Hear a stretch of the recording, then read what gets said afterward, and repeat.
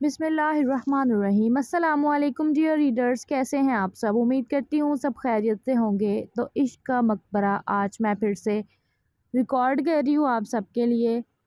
تو ریڈرز، آپ نے اس ویڈیو کو لائک کرنا ہے، کومنٹ کرنا ہے، چینل کو سبسکرائب کرنا ہے اور ہمارا نیو ناول شرط وفا لازمی ریڈ کرنا ہے۔ تو چلتے ہیں اپنے ناول کی طرف۔ وہ گھٹ گھٹ کر روتی شیر دل بلوچ کو بد دعا دیتی سب کا دل دہلا گئی تھی، اور وہ سبھی جانتے تھے کہ اس کی یہ اندرون دل سے نکلی بد دعا ضرور فرش سے عرش پر جا پہنچے گی۔ اس کے آنسو نبراس کا چہرہ بھگوتے چلے جا رہے تھے۔ راس اٹھے نہ دیکھیں، میں رو رہی ہوں۔ آپ کو تو میری آنکھوں میں آنسو اچت نہ لگتے تھے۔ کیوں میری جھولی میں یہ آنسوؤں کا تحفہ تمام عمر کے لیے ڈال دینا چاہتے ہیں؟ وہ اس کی گردن میں سر گھسائی اس کی شرٹ دونوں ہاتھوں سے دبوچتی لائی تھی۔ سب غمگین نگاہوں سے اسے تک رہے تھے، جبکہ شیر دل کی نگاہوں میں سرشاری تھی جو یکایک حیرت اور پھر دہکتی ہوئی آگ میں بدلی تھی جب اس نے نبراس کے لرزتے ہاتھوں کو نازلی کی کمر کے گرد حائل ہوتے دیکھا تھا۔ بیوی! اس کی لرزتی پکار پر نازلی تڑپ کر اٹھتے بے چینی سے اس کے چہرے کا ایک ایک نقوش تکنے لگی تھی۔ آپ ٹھیک ہیں؟ وہ اس کا چہرہ دونوں ہاتھوں میں تھامتے بے یقینی بھری خوشی سے بولی تھی، جس پر اس نے آنکھیں جھپکتے ٹھیک ہونے کی یقین دہانی کروائی تھی۔ اے اللہ، تیرا شکر ہے، تیرے یہاں دیر ہے پر واقعی اندھیر نہیں۔ وہ سجدے میں گرتی خوشی سے رو دی تھی۔ نور بھی اس کو نم نگاہوں سے دیکھ رہی تھی۔ یہ کوئی معجزہ ہی تو تھا ان کے لیے۔ در حقیقت نبراس جس سٹول پر کھڑا تھا وہ دروازے کے ہینڈل سے جڑا تھا۔ جیسے ہی نازلی نے دروازے کو دھکا دیا، وہ ہینڈل کھلنے کے باعث سٹول اپنی جگہ سے کھینچتا چلا گیا اور نبراس کا وجود پنکھے سے لٹکنے لگا تھا۔ اگر نازلی کا دماغ بر وقت کام نہ کرتا، وہ خنجر سے اس کی رسی نہ کاٹتی تو نبراس وقت سے پہلے مر جاتا، مگر ایسا نہیں ہوا تھا۔ وہ دم گھٹنے اور سانس کی کمی کے باعث خوف سے بے ہوش ہو چکا تھا۔ بہت شاطرانہ چال تھی شیر دل بلوچ نے ان کے خلاف۔ وہ نازلی کے ہاتھوں ہی اس کی ہی محبت کو مروانا چاہتا تھا۔ تابش نے اسے سہارا دیتے بیڈ پر لٹایا۔ جب نازلی آنکھوں میں قہر لیے شیر دل بلوچ کی طرف پلٹی اور چیل کی طرح اس پر جھپٹی تھی اور دونوں ہاتھوں سے اس کی گردن دبوچتے اسے دیوار میں پٹکا تھا۔ ہمت بھی کیسے کی تم نے میرے نبراس کو چھونے کی، اسے تکلیف پہنچانے کی؟ بولو، مرنے کا اتنا ہی شوق ہے تو مجھ سے کہتے، اسی خنجر سے تمہاری سانسیں چھین لیتی۔ نازلی نے خونخوار نگاہوں سے اسے دیکھتے وہ خنجر چیر دل شہرک پر رکھتے بولی تھی، جس پر سبھی حویلی والوں کی چیخیں نکلی تھیں۔ اے لڑکی، چھوڑو اسے، چھوڑو میرے بیٹے کو۔ نازلی، یہ کیا کر رہی ہو تم؟ ان کے ایک ساتھ چیخنے پر وہ تمسخرانہ انداز میں مسکرائی تھی۔ اپنے بیٹے پر بات آئی تو کیسے کاٹ کھانے کو دوڑ رہے ہیں آپ لوگ؟ جب اس نے میرے شوہر کو مارنا چاہا تو آپ لوگوں کی زبانیں کٹ گئی تھیں کیا؟ وہ ان پر تاک کر وار کرتی بولی تو وہ سبھی شرمندہ ہوئے تھے۔ تمہارے شوہر سے ہمیں کیا لینا دینا؟ ہمارے بھائی کو چھوڑو۔ بریرہ اس کی طرف مارنے کے تاثرات لیے بولی جب وہ وہیں سے گھر آئی تھی۔ اے خبردار، جو ایک بھی قدم آگے بڑھایا یہیں اڑا دوں گی تمہارے بھائی کی شہرگ، پھر ماتم کرتی رہنا بیٹھ کر۔ وہ شیر دل کی شہرگ پر خنجر کا دباؤ دیتی بولی، جس پر اس کی گردن سے خون کی لکیر نکل کر ٹپک پڑی تھی، جس پر سبھی چلائے تھے۔ اور تم نے ناقابل معافی گناہ کیا ہے شیر دل بلوچ، میرے شوہر کو موت کے منہ تک پہنچا دیا۔ اب میری باری ہے پھانسی کا پھندا تمہارے گلے میں ڈالنے کی، تیار رہنا۔ وہ اس کے کان کے قریب جھکتی، زہر کن انداز میں بولتی، اسے دونوں ہاتھوں سے دھکیلتی، دھکا دیتے اپنے کمرے سے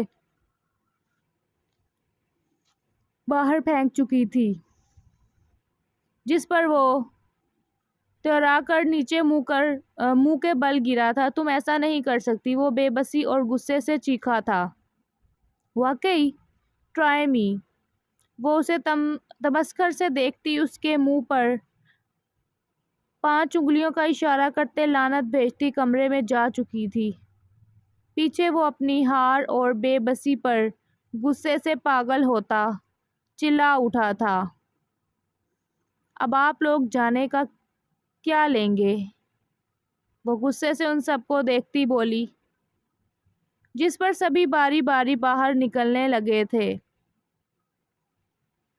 یہ تم نے اچھا نہیں کیا لڑکی، تم اس سب کی سزا بھگتو گی۔ دستار بلوچ اس کے آگے آتے نفرت سے اسے اوپر سے نیچے تک دیکھتے وارننگ دیتے لہجے میں بولے، سزا میں نہیں، آپ بھگتیں گے، وہ بھی کل سب کے سامنے، جب آپ کا بیٹا مجھ سے سب کے سامنے قدموں میں جھک کر معافی مانگے گا۔ پھر دیکھتے ہیں کون جیتتا ہے اور کون ہارتا ہے۔ وہ اپنے قدموں کی طرف اشارہ کرتی اٹل لہجے میں بولی تھی، ساتھ انہیں باہر جانے کا راستہ دیا تھا کہ اب وہ ان کی ایک بھی سننے کے موڈ میں نہ تھی۔ تابش بھی اسے خیال رکھنے کا کہتا وہاں سے جا چکا تھا، جبکہ اب وہ گہرا سانس بھرتی، دروازہ اچھی طرح لاک کرتی، دروازے سے ٹیک لگاتے آنکھیں بند کر گئی تھی۔ آنسو ٹپ ٹپ برستے اس کا چہرہ بھگو گئے تھے۔ اگر آج اسے آنے میں دیر ہو جاتی تو، اگر آج اس کے ہاتھوں نے براس جان گنوا دیتا، اور اگر وہ ان کے آگے جھک جاتی، تو ان سب سوچوں نے اس کا دماغ پگھلا کر رکھ دیا تھا۔ مگر ایسے میں ایک ایسی ذات تھی جس نے اس کو سب کے سامنے سرخرو کیا تھا، اور وہ اللہ تعالیٰ تھے، جنہوں نے مشکل میں بھی اس کا ساتھ نہ چھوڑا تھا۔ آگے چلتے کھڑکی سے نیچے نگاہ گئی تو وہ شیر دل بلوچ کو اپنے ساتھ ہسپتال لے کر جا رہے تھے۔ وہ سر جھٹکتی نبراس کی طرف بڑھی، جو تابش کی دی گئی نیند اور درد کی دوائیوں کے زیر اثر گہری نیند میں تھا۔ وہ یکٹک اسے دیکھے گئی، وہی تو کل کائنات تھی اس کی، آخر اس کے بغیر وہ کیسے جیتی؟ وہ ایک دم اس کے ساتھ نیم دراز ہوتی اس کے ماتھے پر لب رکھ گئی تھی اور آنکھیں موند گئی تھی اس کا ہاتھ پکڑتے، کیونکہ اس کے دور جانے کا خوف اب نازلی کو لاحق ہو چکا تھا۔ یہ کیا کر رہے ہیں آپ؟ کچھ اپنی طبیعت کا ہی خیال کر لیں۔ امرہ یاور کو اپنے اوپر دیکھ چیخی تھی۔ اچھا، تمہیں ہے اپنے شوہر کا خیال؟ کیسے جنگلی بلی کی طرح کاٹا ہے۔ اب تو 16 ٹیکے لگوانے پڑیں گے۔ اس نے اپنی گردن پر اس کے دانتوں کے بنے نشان پر انگلی رکھتے کراہتے ہوئے کہا، جس پر وہ اسے خونخوار نگاہوں سے تکنے لگی تھی۔ ایسے بات مت کریں مجھ سے، ورنہ… وہ ناک سے غصہ پھلائے ہوئے بولی۔ تو پھر کیسے بات کروں، تم بتا دو۔ اور کیا پھر سے کاٹنے کا ارادہ ہے؟ بتا دو مجھے، اب کہاں کاٹنا ہے، میں پہلے سے ہی تیار کر لوں۔ وہ اپنے ہونٹ اس کے ہونٹوں کے قریب لاتا مانی خیزی سے بولا تھا، جس پر امرہ نے کس کر نیچے اسے ٹانگ رسید کی تھی، جس پر وہ بلبلاتا ہوا ایک طرف کو گرا تھا اور وہ سرخ چہرے سے اپنے مسکراہٹ ضبط کرتے اسے مسکرا کر ٹھینگا دکھاتی بیڈ سے اٹھ کھڑی ہوئی تھی۔ بھاگ کر جاؤ گی کہاں؟ مسز آرا تو میرے پاس ہی ہے، یاور سلطان کی دسترس میں، وہ سرخ چہرہ کیے بولا تو امرہ کا دل کیا کہ وہ اس کی حالت پر کہکے لگائے، مگر اپنی ہنسی ضبط کرتی وہ اس کے قریب آنے لگی سنجیدہ تاثرات لیے۔ کیا چاہیے تمہیں مجھ سے؟ اسے مشکوک نظروں سے تکتے بولا۔ وہی جو آپ کو مجھ سے چاہیے، وہ گہرے لہجے میں اس پر جھکتے ہوئے بولی، جس پر وہ آنکھیں پھاڑے اسے تکنے لگا تھا۔ بھلا اس کی بیوی میں عمران ہاشمی کی روح کیسے گھس آئی تھی؟ وہ اس کے قریب تر جھکتی آئی کہ ان کے ناک ٹکرانے میں بال تک کا فاصلہ رہ گیا تھا۔ جب اس نے یاور کے پیچھے سے تکیہ کھینچا تھا جس پر وہ ٹھا کر کے بیڈ پر گرا تھا، اور وہ تکیہ دونوں ہاتھوں میں دبوچتی صوفے پر جا کر لیٹ گئی تھی، اسے زبان دکھاتی رہ گئی جس پر وہ اپنے سرخ چہرے پر ہاتھ پھیر کر رہ گیا تھا، اسے بدلہ لینے کا سوچتا۔ یہ کیا، تم وہاں کیوں سو رہی ہو؟ یہاں آ جاؤ، میں وہاں سو جاتا ہوں۔ وہ اسے پریشانی سے دیکھ بولا تھا۔ نہیں، آپ وہاں سو جائیں، ویسے بھی آپ کی طبیعت میری وجہ سے ہی خراب ہوئی ہے، اور میں کسی کا احسان نہیں رکھتی۔ وہ ناک سکیڑتے بولی تو وہ مسکرا دیا تھا اس کی اس ادا پر۔ کوئی خوش فہمی پالنے کی ضرورت نہیں ہے، جب آپ ٹھیک ہو جائیں گے تو یہاں ہی سویا کریں گے۔ وہ صوفے کی طرف اشارہ کرتے بولا تو وہ سر دھنتا رہ گیا، دنیا ادھر کی ادھر کیوں نہ ہو جائے، لیکن امرہ بی بی نہیں بدل سکتی تھی۔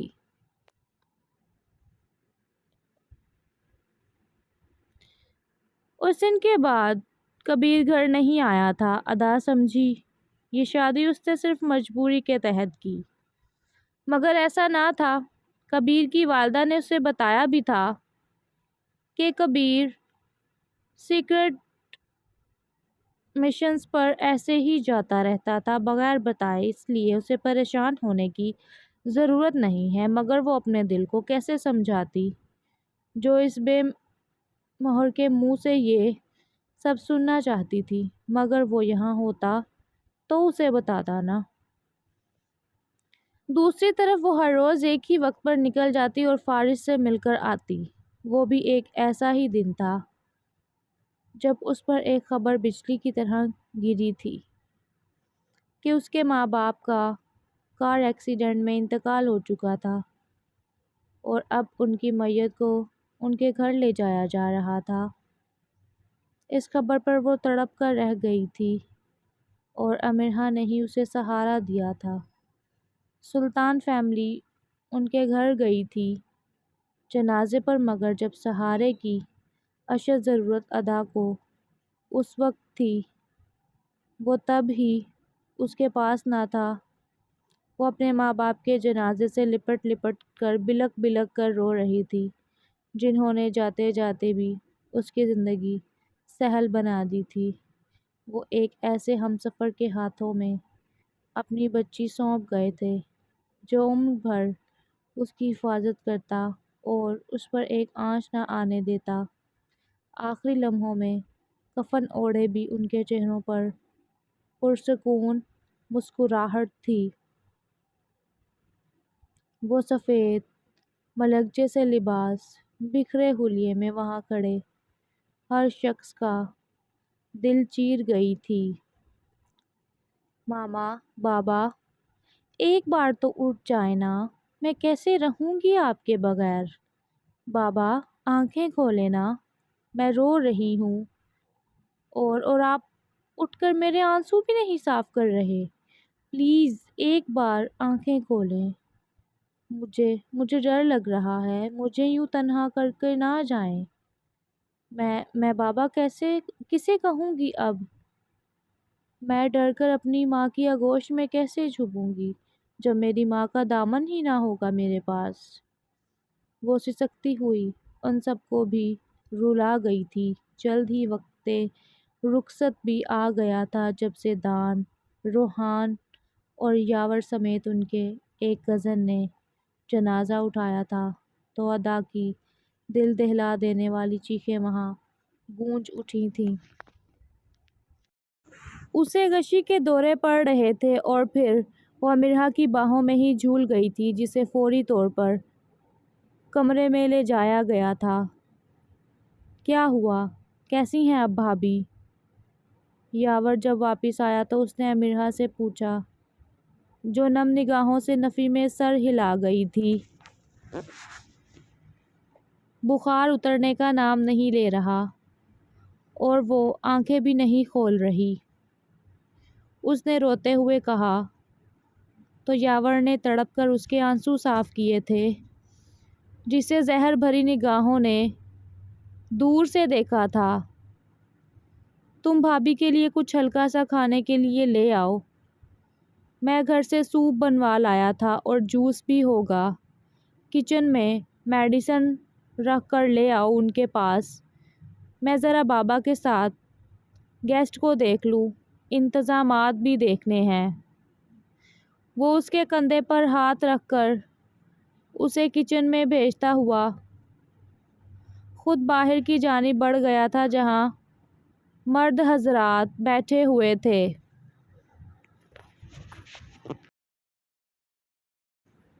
ادا نیند میں تھی جب اسے لگا اسے سانس نہیں آ رہی تھی، کوئی اس کا گلا دبا رہا ہو۔ وہ تڑپ رہی تھی، ماتھے پر ننھے پسینے کے قطرے چمکنے لگے تھے۔ جھٹکے سے اس کی آنکھ کھلی تھی جب اس نے زیدان کو اپنے اوپر جھکے ہوئے دیکھا تھا جو اس کے گلے سے دوپٹہ نکال رہا تھا۔ اس کی سماعتیں جیسے سن ہو کر رہ گئی تھیں، ہاتھ پیر شل ہو گئے تھے اور زبان جیسے کوئی بھی لفظ نکالنے سے انکاری تھی۔ چھوڑو، میں نے کہا، چھوڑو مجھے ذلیل انسان، کچھ تو شرم کرو، میں بھابھی ہوں، میں تمہاری۔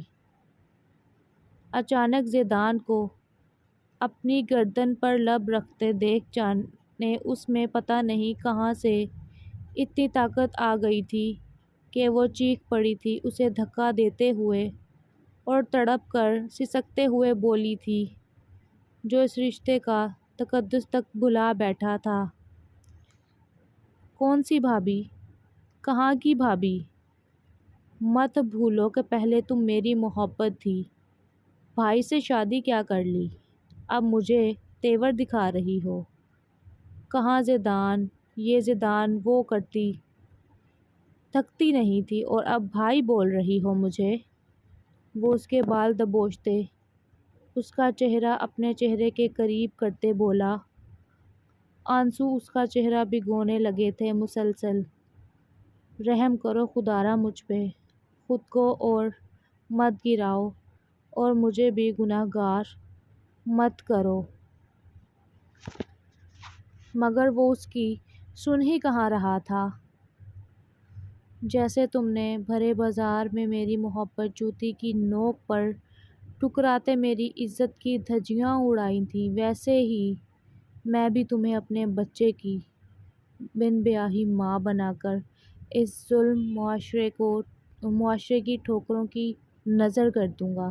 وہ زہر کند لہجے میں اسے دیکھتا، خباثت سے بولتا، اس کے گریباں کو بری نیت سے پکڑتے بولا جس پر وہ 100 بار مری تھی۔ دل نے اس ستمگر کو پکارا تھا جس نے آج نہ پہنچ کر ادا کو اپنے آپ سے بدظن کر لیا تھا۔ چر کی آواز سے اس کی قمیض پھٹتی، ادا کی دلخراش چیخیں نکل گئی تھیں۔ تبھی جھٹکے سے دروازہ کھلا تھا اور آنے والا سفید پڑتے چہرے کے ساتھ اندر کا منظر دیکھ رہا تھا، جبکہ دروازے پر کھڑی شخصیت کو دیکھ زیدان اس کی آنکھوں میں دیکھنے کے قابل بھی نہ رہا تھا۔